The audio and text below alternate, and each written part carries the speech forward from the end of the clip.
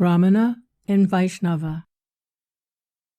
The conclusive comparison between Brahmanas and Vaishnavas. Srila Bhaktisiddhanta Saraswati Thakur. Translated by Bhumipati Das. Continuation 29. The followers of Varnashram, who are on the path of spiritual life under the guidance of the Paramahamsas, are not mad with the false pride of the temporary material world. Therefore, they can become transcendentally situated. When they actually attain such an impartial platform, they will understand that worship with material desires is mundane, and that there is no conflict between one's constitutional duties in the form of love for Krishna and Daivi Varnashram. When a person is maddened to defy a Vaishnava with his body and mind, it is to be understood that he is not situated in his constitutional position as spirit soul. Only Vaishnavas are qualified to worship Lord Vishnu. The material body and mind cannot worship Vishnu through the medium of matter. The followers of demoniac Varnashram can never worship Vishnu. Their worship of Vishnu pricks him like a pin. It is not possible to worship Vishnu without first worshipping the Vaishnavas. Most persons who have studied the scriptures should know that before worshipping Vishnu, one must worship the spiritual master and Ganesh, who is a Vaishnava and the destroyer of obstacles. According to the logic of half-hen, or Ardhakakuti, there is no value in worshipping Vishnu without worshipping the Vaishnavas.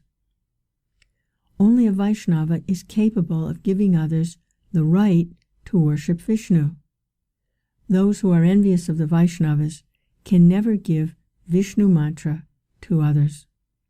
A person who does not worship or who criticizes the spiritual master and the Vaishnavas is not qualified to receive a Vishnu mantra. If a person is not qualified to own something, how can he give it to others? Therefore, the scriptures declare that one cannot worship Vishnu with mantras that are received from a non-devotee. One should give up the association of such non-devotees and take initiation in the form of transcendental knowledge from a Vaishnava spiritual master. Unless one gives up the bad association of persons who are averse to the Vaishnavas, he achieves no benefit. Wise Vaishnavacharyas like Srila Ganga Narayan Chakravarti and Sri Ramakrishna Bhattacharya took initiation from Vaishnavas and thus established spiritual life as the highest goal in this world. Learned persons who want to act piously in human life perform the sacrificial performance called Shraddha in order to show gratefulness to their forefathers and deliver them from ghostly life. Although this ceremony is taken seriously by the general, ungrateful human society, in spiritual life it is not practiced in the same way. All living entities are servants of Krishna.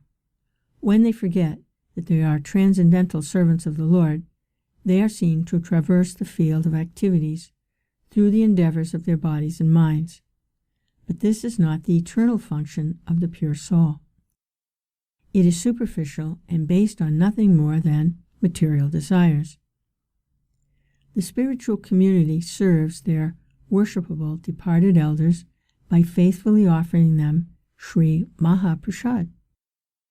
This is completely different from the fruitive method of offering Shraddha. The Vaishnavas are completely unable to concur with the beliefs of the fruitive workers, because this would obstruct their spiritual progress. Simply because the Vaishnavas live in the social shadow of the godless materialists, they should not deviate from their goal and forsake their spiritual life. The process of Vaishnava Shraddha mentioned in Sri Hari Bhakti Vilas should be followed by devotees in all respects. The conceptions of purity and impurity and proper and improper codes of conduct are accepted by the Daiva and Ashura Varnashram systems in different ways. A Vaishnava does not subscribe to any activity that hinders his spiritual life. The worldly smartas simply consider the purity and impurity of objects. Since they have no spiritual understanding at all, whatever standards they establish may not necessarily be accepted by transcendentalists. It is not logical to try to place the smartas and Vaishnavas on equal levels, because their behavior and activities are different.